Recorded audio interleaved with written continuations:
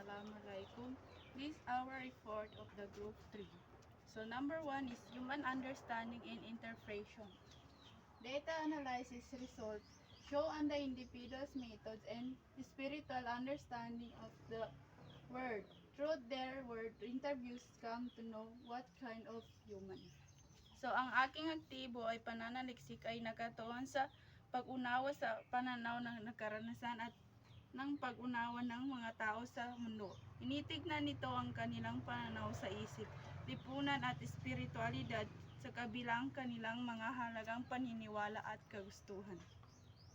Example, a study on how elderly people perceive again might involve in-depth interviews where participants were there about health and growing older.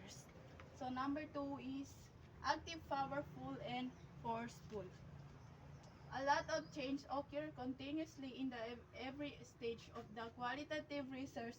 As you go through the research process, you find the need to a name of rephrase interview and the question, consider it varied ways of getting others, like shifting from the speculating to traveling to place to data gathering.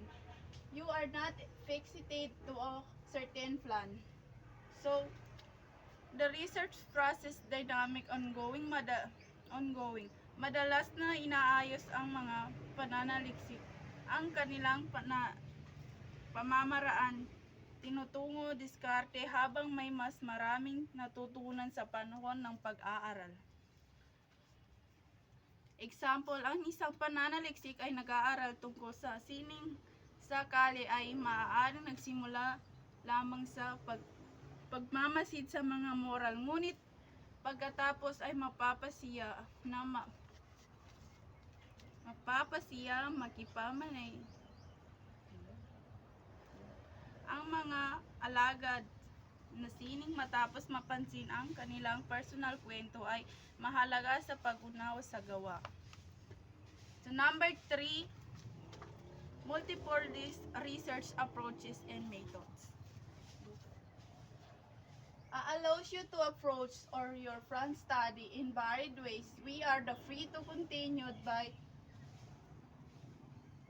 combine this with qualitative research and use all the gathered data and analysis techniques, because being a multi-method research, a qualitative study of these two research type, descriptive, exploratory, case study, etc. Qualitative research is the flexible. You can use different methods like interviews, observation, or documents analysis, and even combine with qualitative research. Example, ang isang mag-aaral ay tungkol sa pambubuli sa pag-aaral ay maaaring gumamit ng mga pagmamasid sa silid-aralan at panayam sa mga mag-aaral para makakuha ng buong larawan. So number 4, specificity to generalization. Specific ideas in the qualitative research are directed to a general understanding of something. It follows an inductive scientific method of thinking where you start thinking of particular or specific concept that will eventually lead to more complex ideas such as generalization of conclusion. Nagsimula ito sa mga tiyak na detalye o idea na gumagamit ng aktibong pag-iisip para lumalapit sa mas malawak na conclusion o pangkalahatang pag-unawa. Example, it starts with specific details or ideas and uses inductive thinking to move toward broader conclusion and generalization. So number 5, contextualization.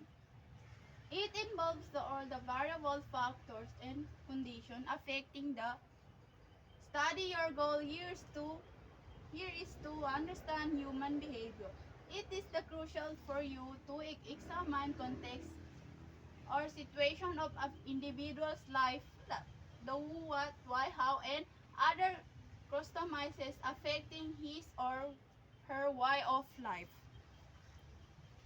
Qualitative research consider all the factors, conditions, and situations that affect the topic of being studied.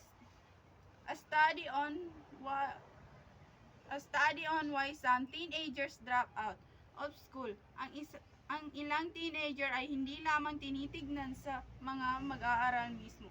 Suriin din nito ang kanilang situation sa pamilya, kapaligiran sa pag-aaral, pagkukunan sa komunidad at kondisyon pang ekonomiya para maunawaan ng buong konteksto ang kanilang kondisyon.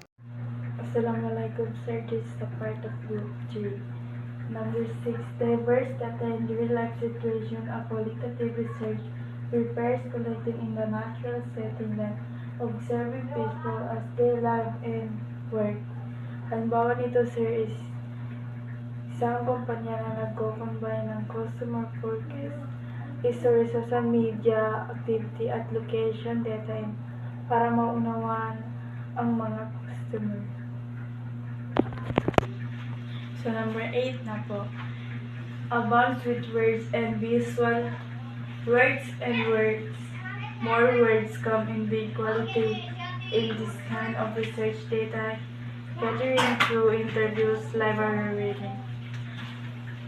Ito ay tumutukoy sa isang presentation o content na mayroong maraming salita or larawan or visual aid. Halimbawa, isang infographic tungkol sa text o graph at larawan. Number 9. Case study usually take place in field of social care, nursing, psychology, rehabilitation center, education. Halimbawa nito sir is yung mga bata na hindi marunong babasa. Ito po yung sinusolusyonan natin. And number ethnography, falling in the field of anthropography. Ethnography is the study of particular cultural group. Halimbawa nito sir is yung halimbawa nito sa isang kultura o tradisyon, kung ano yung ginagawa nila o pagkikipag-usap nila. Historical analysis. Central to this method is the examination of primary documents to make you understand that connection of past event to the present time. The result of your content analysis will help you specify phenomenological change and unchanged aspect of society through the years. Ang ibig sabihin ng historical analysis ay ito yung pag-aaral ng mga dokumento o pangyayari sa nakaraan upang maunawan ang kasalukuyan. Ang halimbawa nito ay pag-aaral tungkol sa kasaysayan ng edukasyon sa ating bansa. Ulitin ko, ang historical analysis ay pag-aaral ng mga dokumento o pangyayari sa nakaraan upang maunawaan ang kasalukuyan. Grounded analysis take place when you discover a new theory to underlie you study at the time of data collection and analysis through your observation or your subject. You will happen to find a theory that applies to your current study. Interview, observation, and documentary analysis are the data gathering techniques for the types of qualitative research.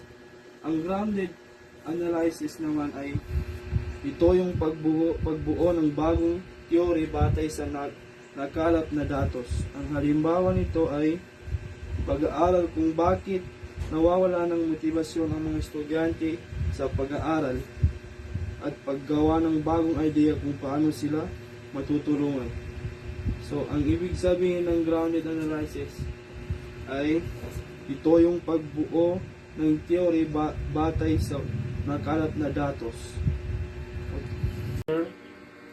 Phenomenology, the study of how people find their experience meaningful. Its primary goal is to make people understand their experience about death of loved ones, care for handicapped persons, friendliness of people, etc. Other people will likewise understand the meanings attached to their experience. Ang ibig sabihin ng phenomenology ay pag-aaral ng personal na karanasan ng tao at kung paano nila ito binibigyan ng kahulugan. Halimbawa nito ay ang pag-aaral kung ano ang nararamdaman ng mga estudyanteng nawalan ng mahal sa buhay. Ulitin ko, ang phenomenology ay pag-aaral ng personal na karanasan ng tao at kung paano nila ito binibigyan ng kahulugan. Content and discourse analysis requires an analysis of the substance or content of the mode of communication. Letters, books, journals, photos, videos, recordings, online message, email, audio-visual materials, etc. used by a person, group, organization, or any institution in communication. So, ang ibig sabihin ng content and discourse analysis ay ang pagsusuri ng nilalaman ng komunikasyon tulad ng libro, sulat, mensahe, video at iba pa. Ang halimbawa nito ay ang pag-aaral sa mga post ng kabataan sa social media tungkol sa mga mental health nila. So, ulitin ko, ang content and discourse analysis ay ang pagsusuri ng nilalaman ng komunikasyon tulad ng libro, sulat, mensahe at video. Okay.